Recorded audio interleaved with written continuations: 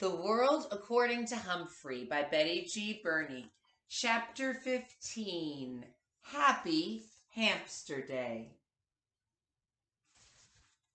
In December, things in room 26 really began to change.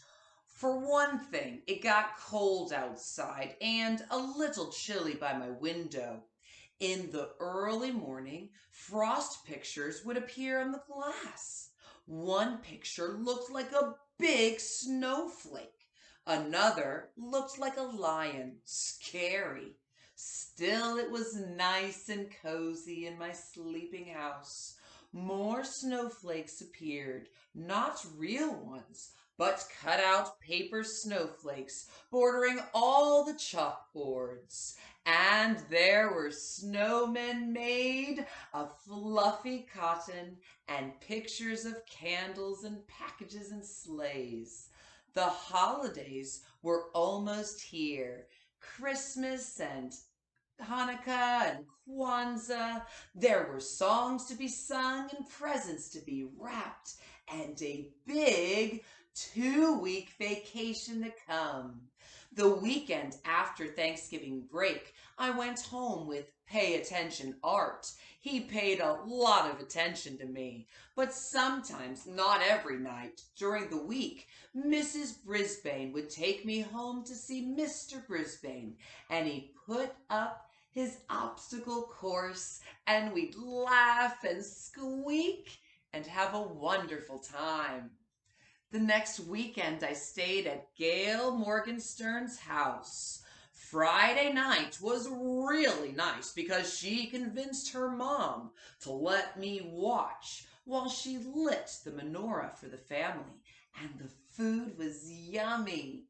I was glad that Mrs. Brisbane didn't take me home every night. For one thing, if I ran the obstacle course every night, I'd probably waste away to nothing.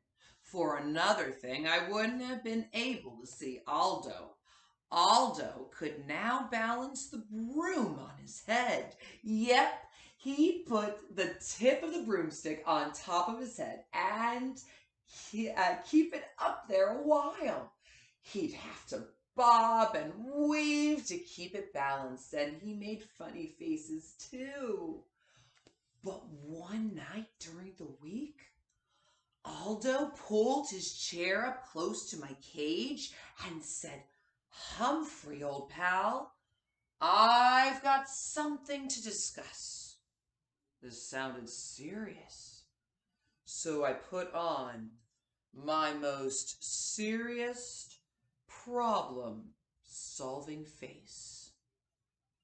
"I'm thinking of getting Maria a ring for Christmas. You know, like an engagement ring with something shiny in it.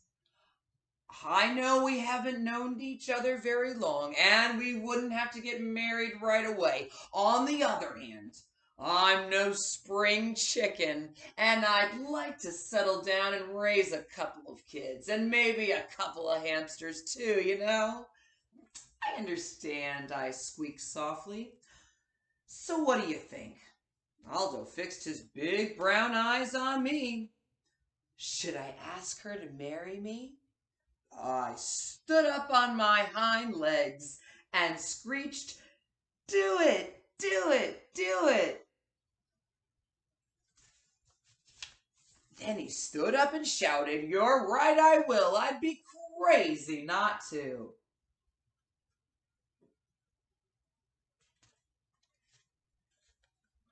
He raced out of the room so fast he forgot his cleaning cart.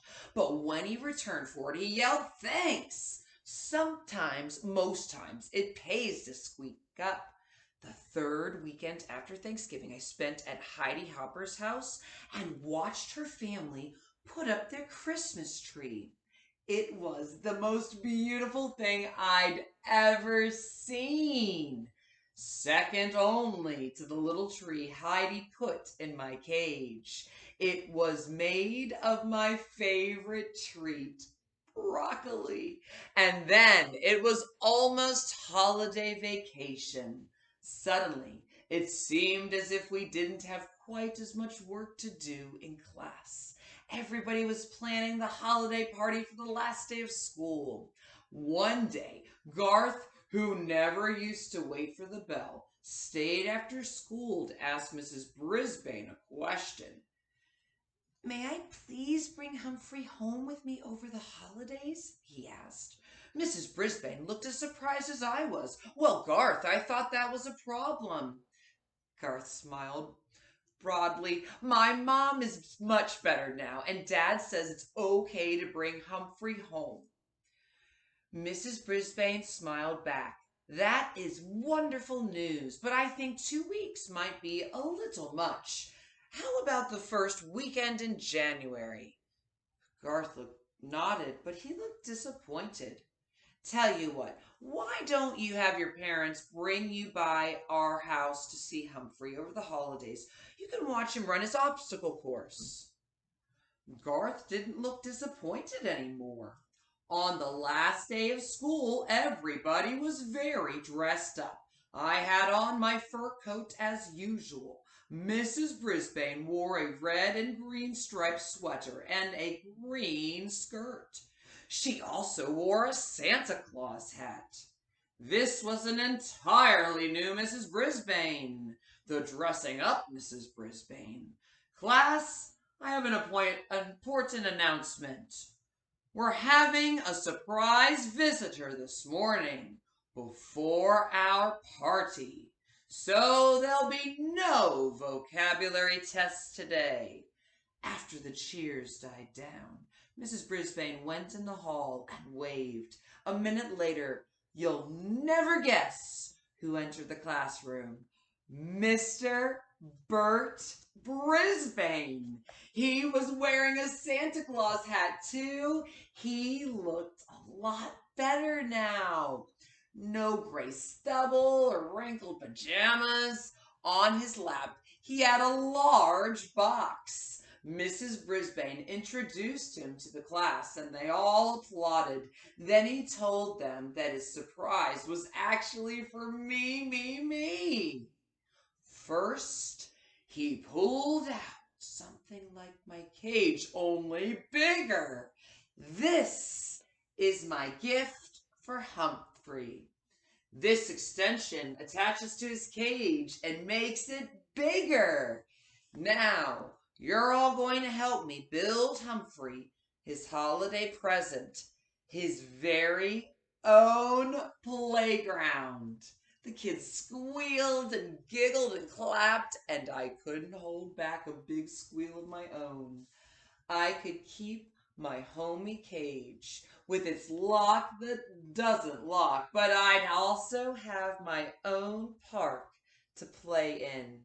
Mrs. Brisbane gathered my classmates around the big table and explained his plans. Mrs. Brisbane unloaded the pieces. First, there was a seesaw, then a tree branch to swing from, a big jungle gym, and 2 ladders, one to climb and one to walk like a bridge. My.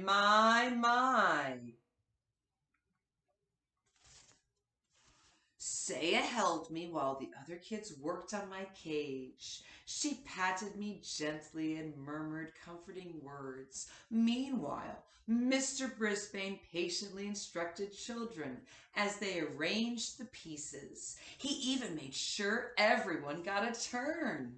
Then Mr. Morales dropped by to see how things were going. He was wearing a tie that had little Christmas lights that really lit up. He and Mrs. Brisbane stood behind the children, watching as my playground took shape. Looks like Bert should be a teacher too, the principal told Mrs. Brisbane. He already is, I heard Mrs. Brisbane respond. He just started teaching arts and crafts to seniors and kids at the community center. So he's made a new start, said the principal. Thanks to Humphrey. I believe those words were the best present I could ever have. Guess what I got my kids for Christmas? The principal asked. A hamster. Maybe it's a present for me as well. I think my papa will enjoy it too. When Saya put me back in my cage, everyone watched as I raced to my new playground, climbed the jungle gym, made a leap to the tree branch, and jumped over to the seesaw. Now I could have recess any time I wanted. Whoopee! Just then, the room mothers arrived with cupcakes and juice. While they passed the food out, Saya and Miranda slipped quietly out of the room. A little while later, Mrs. Brisbane announced that she had another surprise. Gifts for the class.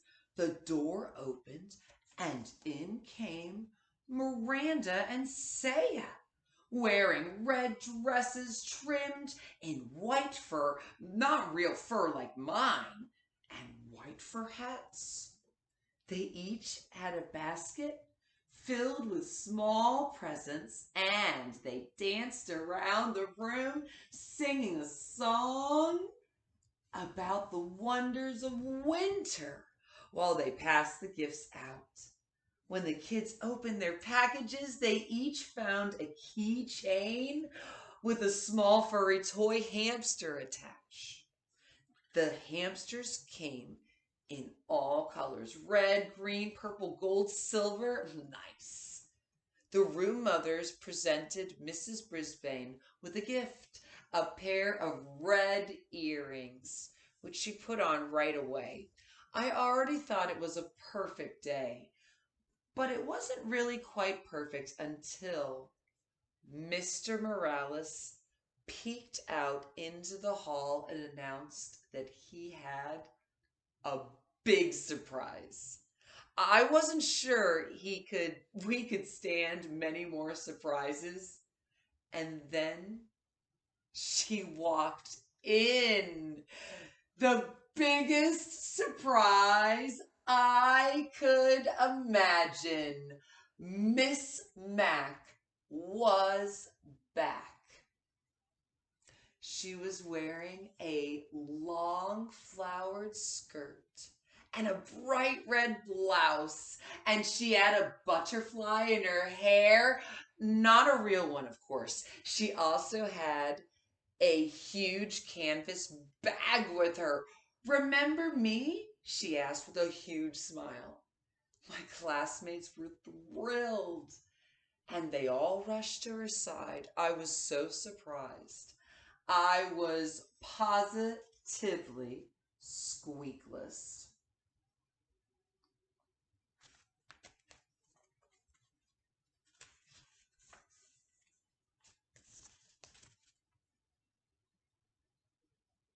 Mrs. Brisbane made everyone sit down again and asked Miss Mac. Of course, she insisted on calling her Miss McNamara about her travels. Miss Mac told us about the rainforest and teaching in a school in Brazil. Then she opened her big bag and took out a stack of holiday cards. Her Brazilian students had made a card for each child in room 26.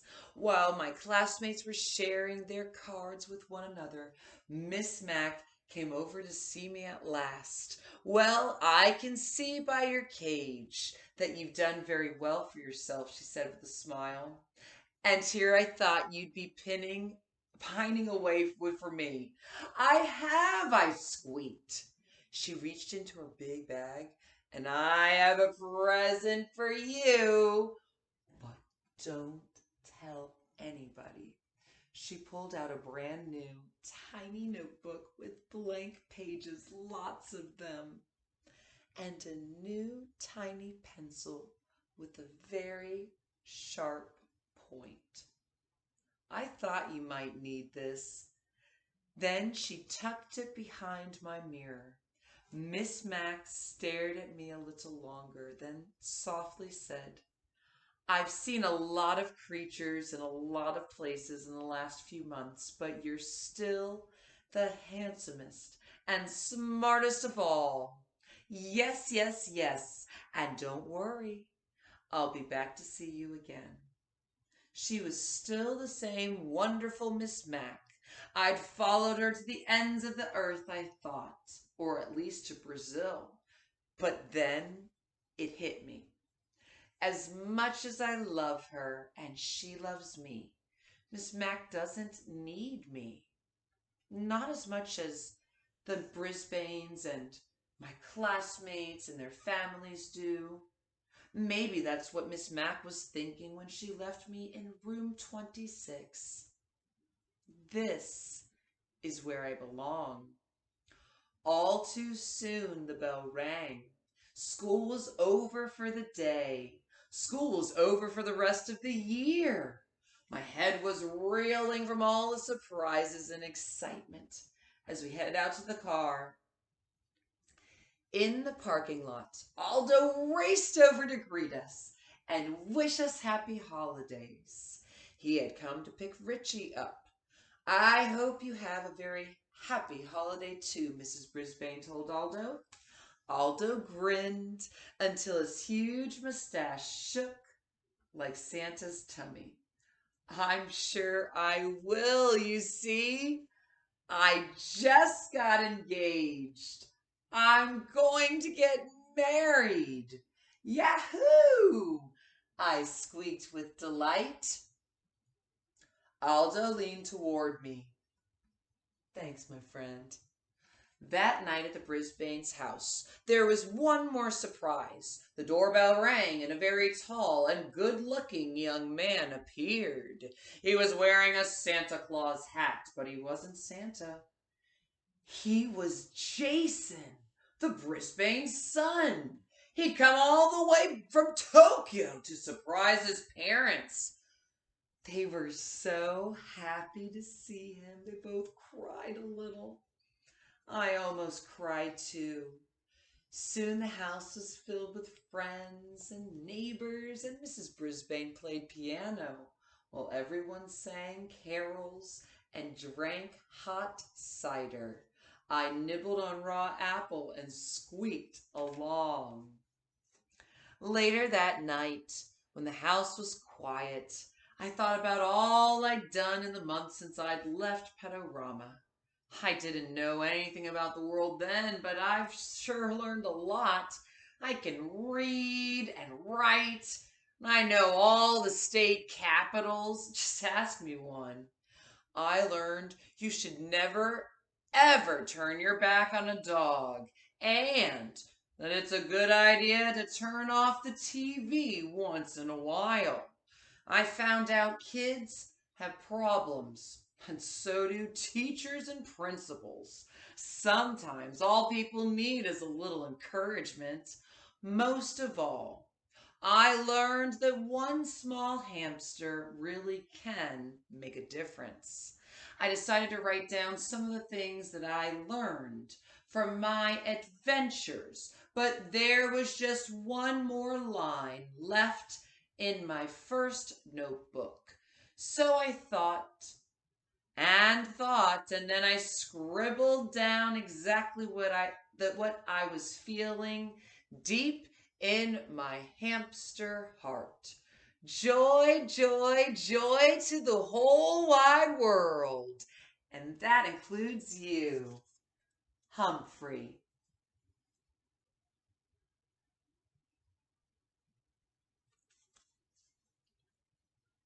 All right, and this is Humphrey's Guide to the Care and Feeding of Humans. All right, Humphrey. Like hamsters, humans come in many, many sizes, shapes, colors, talents, and tempers. If you judge them by their looks alone, you miss out on knowing some wonderful people. Number 2. We'll finish this in just a moment.